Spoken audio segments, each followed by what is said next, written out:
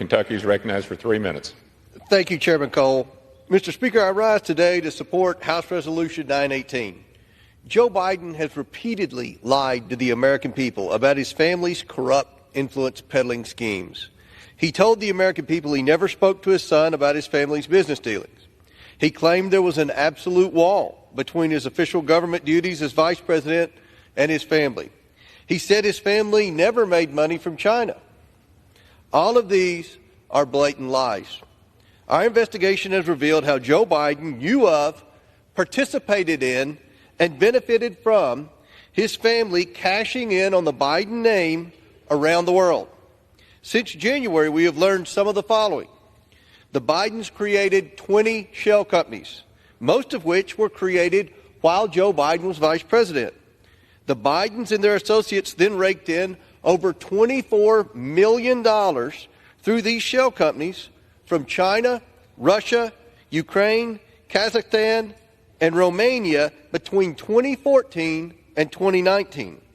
At least 10 members of the Biden family have benefited or participated in these schemes. The Bidens layered these payments through their bank accounts to hide the sources of the money. The banks even flagged many of these transactions in more than 150 suspicious activity reports to the Treasury Department.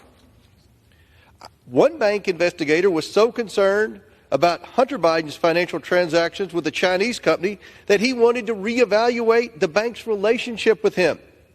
He noted that his transactions served, and I quote, no current business purpose, end quote. That's what I call a shell company. According to Devin Archer, a Biden family associate, Joe Biden was the brand of the business. The brand showed up. Joe Biden spoke to his son's associates by speakerphone over 20 times, dined with foreign oligarchs and a Burisma executive, and had coffee with his son's Chinese associate, all when he was vice president. Weeks after Joe Biden left the vice presidency, money from this Chinese Communist Party-linked entity began to make its way to the bank accounts of several Biden family members. Based on one Biden associate's interview with the FBI, these payments were sent to the Bidens as a, quote, thank you. Ask any Justice Department public corruption investigator about the importance of payments received after one leaves public office. It's a hallmark of corruption. We are now at a pivotal moment in our investigation. We will soon depose and interview several members of the Biden family and their associates about these influence peddling schemes. But we are facing obstruction from the White House.